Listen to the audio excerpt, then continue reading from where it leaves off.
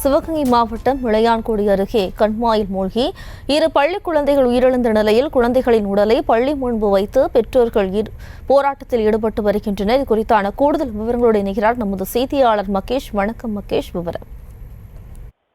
நிச்சயமாக ஜெயஸ்ரீ, சிவகங்கை மாவட்டம் இளையான்குடி அருகே பள்ளி மற்றும் அங்கன்வாடி மையத்திற்கு சென்ற குழந்தைகள் எதிரே உள்ள கம்மாயில் உயிரிழந்த நிலையில் சடலமாக மீட்கப்பட்ட நிலையில் பெற்றோர்கள் உறவினர்கள் சடலத்தை வைத்து அஜாக்கிரதையாக செயல்பட்ட ஆசிரியர்களை கண்டித்து பள்ளி அங்கன்வாடி மையம் முன்பு போராட்டத்தில் ஈடுபட்டனர். இளையான்குடி அருகே ஆலிமதுரை கிராமத்தைச் சேர்ந்தவர் குமார் சரண்யா தம்பதியர். இவரது 8 வயது மகள் சோபியா. இவர் அதே கிராமத்தில் உள்ள அரசு தொடக்கப்பள்ளியில் 4ஆம் வகுப்பு பயின்று வருகிறார்.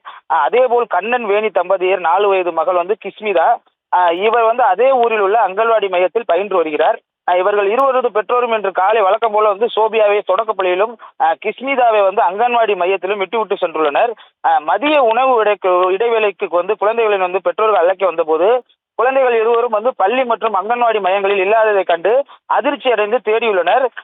அச்சமயத்தில் குழந்தைகள் இருவரும் பள்ளி அங்கன்வாடி மையம் எதிரே உள்ள கண்மாயில் சடலமாக மிதப்பதை கண்டு அதிர்ச்சி அடைந்து உடலை மீட்டதுடன் குழந்தைகளை வெளியே சென்றதை கூட அறியாமல் பணிபுரிந்த ஆசிரியர்களை கண்டித்து அங்கேயே உடலை வைத்து போராட்டத்தில் ஈடுபட்டு வருகின்றனர்.